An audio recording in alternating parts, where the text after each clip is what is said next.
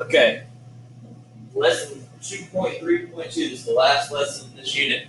To me, this is really just a continuation of 2.3.1. So we're going to talk about solving systems of linear inequalities. Basically, we're going to do the same thing we did in 2.3.1, except we have more than one inequality that we're graphing on the same graph, and we're going to look for the intersection of the solutions. So just like when you graph linear equations and you look for where the two graphs intersected to be your solution, we're going to do the same thing here, but with inequalities where we have shaded regions as opposed to just single lines. All right, so first thing we want to do is solve these for y, get them in slope-intercept form, if you will. All right, so this first one, to do that, you would subtract x on both sides. Okay, so that is y is greater than negative x plus 10. Okay, so that's the first thing we want to graph. The second one's going to be a little trickier. We're going to subtract 2x minus 2x.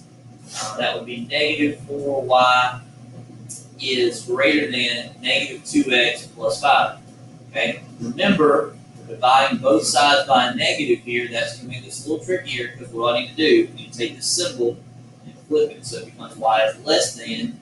That would be 1/2 x plus, minus 5/4. Okay, it's going to be a little tricky to graph this one, but we'll do the best we can with it. So those two things are what we want to graph. All right. So we're going to go next page here. All right. Let's get 2 pages. So we got y is less than 1/2 x, and then we had minus 5/4. Okay, and then the other one we had was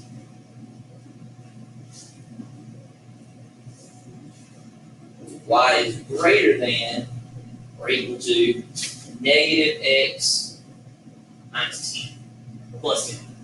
So y is greater than negative x plus 10. Okay, so you need to graph these. We'll do the best we can. I won't be able to graph all of them, but 1, 2, 3, 4, 5, 6, 7, 8, 9, 10. And down 1 over 1. Right. That one's pretty easy. I don't stress too hard about that one. And then we need to, I'm going to leave it like that. I'm just going to leave it dotted. Okay, you can do the little dash lines in between, but since it's greater than, without the or equal to part, it is a dotted line. All right, so that continues on.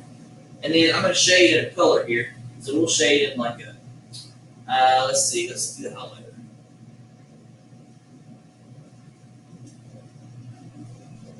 Let's do like a pink or something.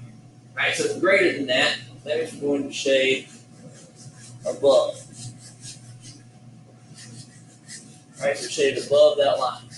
All right, now, next thing we want to do is graph the other line. And again, we're going to graph this as best we can.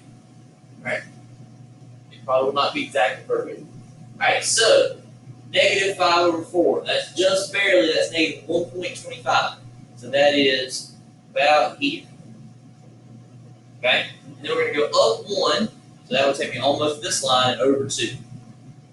Then up 1 over 2. Okay, let's see here. That is going to be a dotted line again, so up 1 over 2. We got to get enough that we can actually see. We're not going to be able to really nicely see where they intersect, and that's okay. But that is also a dotted line. Now this one's got a little more space, so I'm going to fill it in a little bit more. Okay. And we're shading less than that on this one. So we'll swap over and do the green here. And we're going to shade less, so we're going to shade below that. Okay, so that's all this.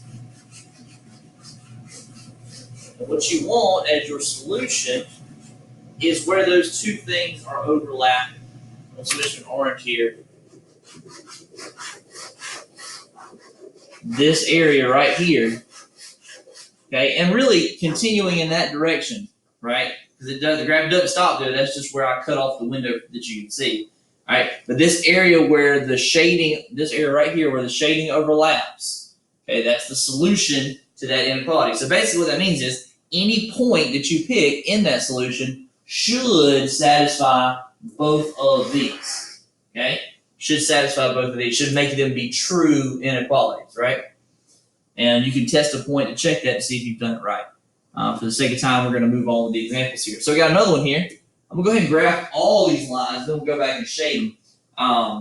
So we're going to start with the easy one here. Y is less than or equal to x plus 2. So we're going to start by fixing my line here. There we go. All right, so we're going to start at 2, and we go up 1 over 1.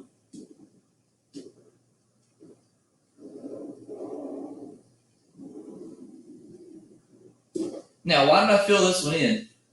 Why is it a solid line instead of a dotted line? Hoping y'all will see that the reason that is because it's less than or equal to. All right. The next one starts at -6. 1, 2, 3, 4, 5, 6. And then we're going to go up 2, right 1. Or I'm sorry. Yeah, up 2, right 1.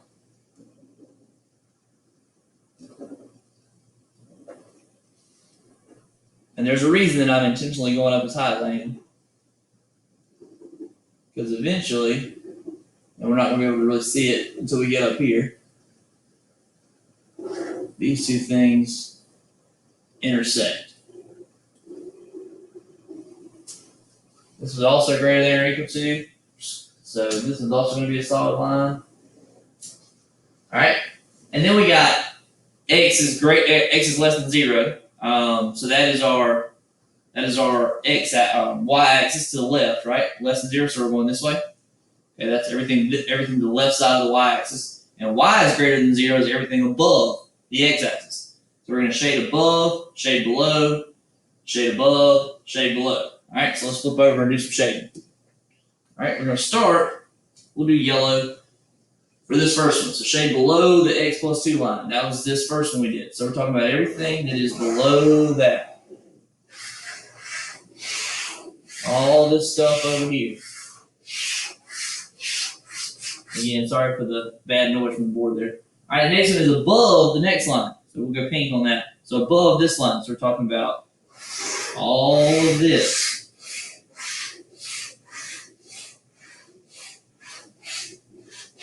So everything up there, including all this in here. All right. So now we'll go blue. We're going to shade below the x. That's to the left of the y-axis. So that's everything in this general area.